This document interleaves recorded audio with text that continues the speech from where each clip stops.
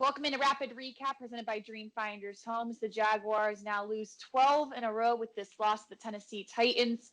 31-10 is the final score. In the past couple of weeks, Brian, we've been talking about the fight and the competitiveness, and eventually that's going to wear off because this losing streak is something, and this offense as a whole couldn't get anything clicking except for a couple drives. John and I have talked about this, and we've all talked about it on Drive Time.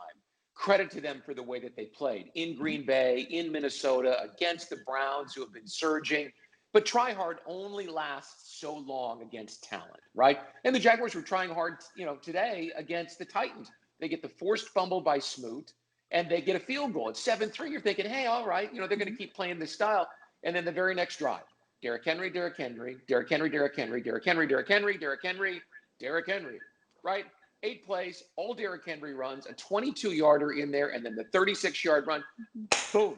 And the message, talent eventually wins, right? The Jaguars didn't have the talent and try hard against the Titans, the Ravens next week, the Bears, who, believe it or not, are still in the playoff race, and the Colts. Try hard isn't going to get it done. It just isn't. So credit to them for trying hard as long as they tried, but at some point, talent takes over. That's what this league is all about.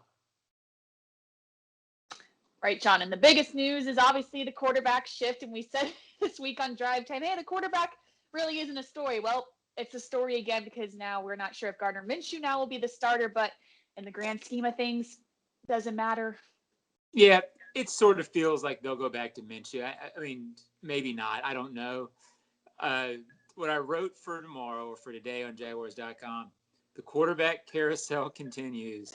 And when you've made your 4th quarterback change in 13 games, then 1-12 is probably about what you're going to be. And, I don't know where they'll go next. Doug didn't really want to say anything after the game out of respect to the quarterbacks, which has always been his MO. There's no clue there.